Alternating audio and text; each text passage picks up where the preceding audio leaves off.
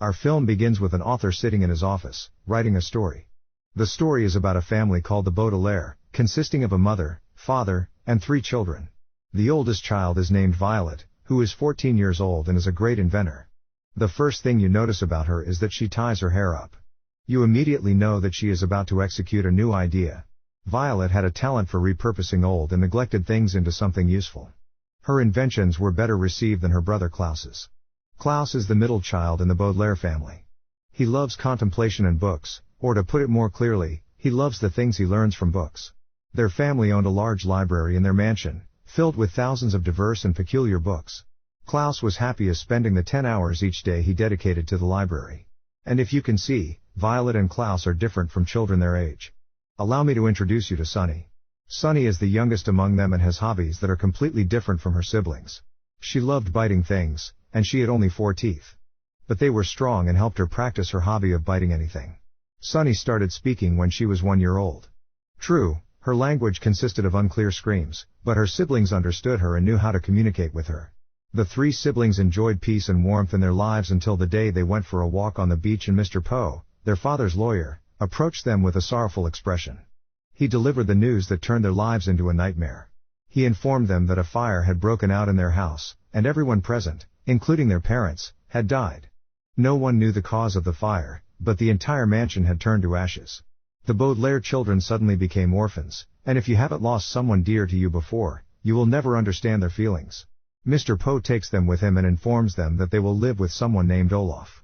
Olaf is a distant relative they have never met before, and he will be their guardian until they reach the legal age.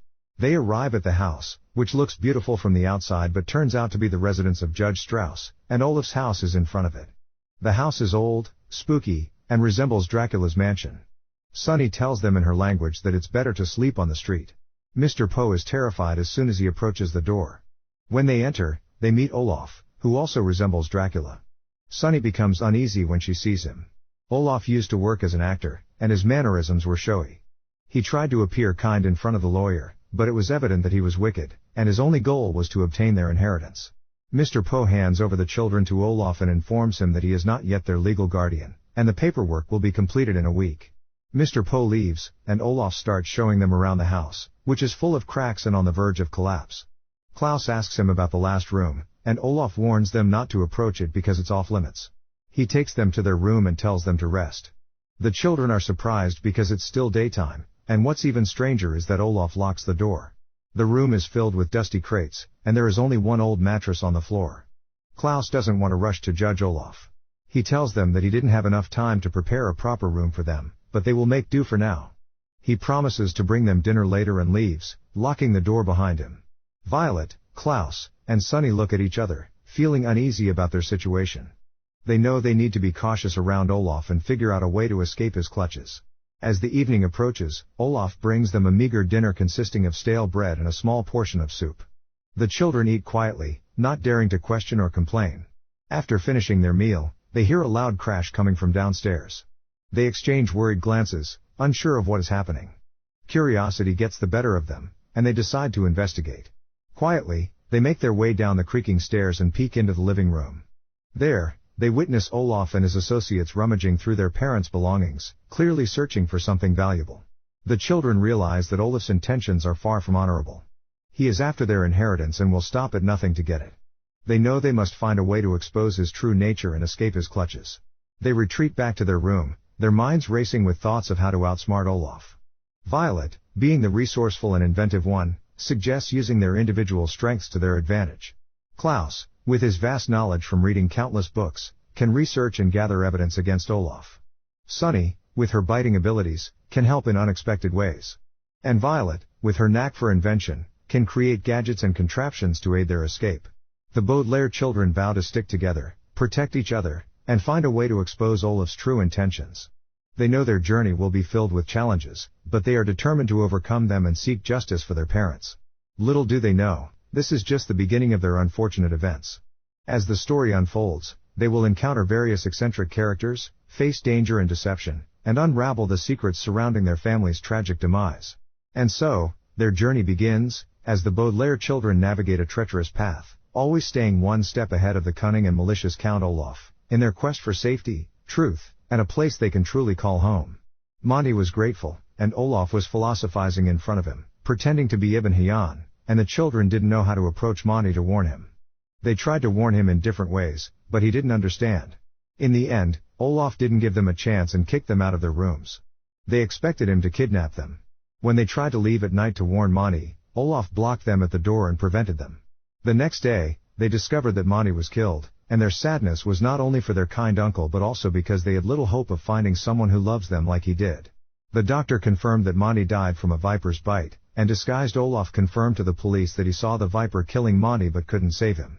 However, Violet confirmed to the police that the viper was innocent, just like the wolf who had no blood from the son of Jacob, and she told them that the person in front of them was not a botanist but the evil Olaf. However, the policeman didn't believe her.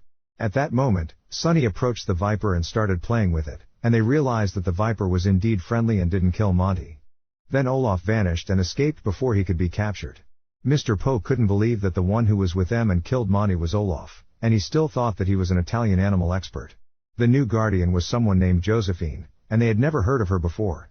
Josephine was afraid of dealing with people, and her house was built on weak wooden stilts above the ocean, making it dangerous to be inside. She welcomed them and made it clear that they should enter the house slowly so that it doesn't collapse. It was evident that the house was dangerous and shook like Abdul Jalil's house in the series Nagiatala to avoid thinking too much. Josephine was skeptical and very cowardly, and despite the house being cold, she didn't light the heater because she was afraid of a fire that could damage the dishes.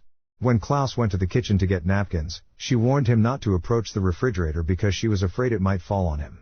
It was clear that she was overly cautious and obsessed with cleanliness, the type that washes soap with soap. Sonny called her crazy, but she didn't understand her language. She gave them a large folder containing the house rules and told them to read it because the rules were essential to her. In addition to that, Aunt Josephine was very kind and friendly in dealing with them. One day she showed them her photo album, and they found out that she was very brave and used to go on trips all the time. She tamed lions and crocodiles, and her trauma came after her husband's death. She opened the window overlooking the ocean and consulted them about a cave location and told them that she and her husband were returning from it by boat when the sea creatures attacked them and ate him. Since then, Josephine isolated herself from people, and all her bravery turned into cowardice. Days passed until they managed to convince her to leave and go to the market. There, they encountered Olaf, but he was disguised as a sailor. It was clear that he had a lot of information about Josephine, and he used that information to manipulate her and try to show that they had many things in common. Klaus and Violet warned her that the person in front of her was the evil Olaf they told her about, but Olaf had disguised himself and trimmed his hair and beard. He even amputated his leg and replaced it with a wooden peg, fooling everyone around him. Desperate to uncover Olaf's true identity, the Baudelaire explained their suspicions to Sonny, who had grown into a resourceful toddler. Though hesitant at first, Sonny carefully observed Olaf's behavior and noticed a familiar glint of mischief in his eyes. She discreetly tugged on Violet's sleeve and murmured her findings. Violet and Klaus shared a knowing look and silently confirmed Sonny's astute observation.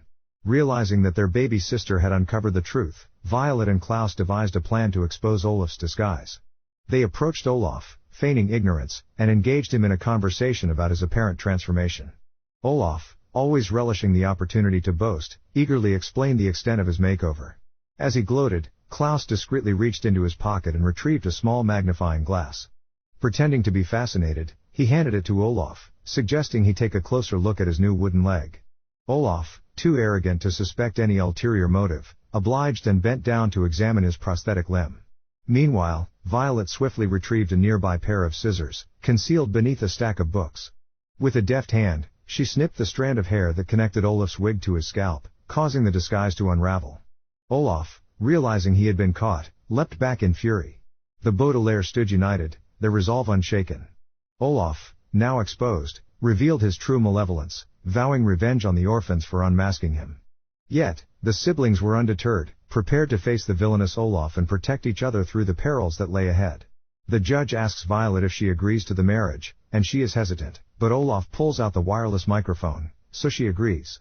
Klaus climbs up and pulls the cage inside, and as he tries to find the key, his attention is drawn to a device that focuses sunlight, pointing towards their house, and he realizes that Olaf is the one who burned it using this device.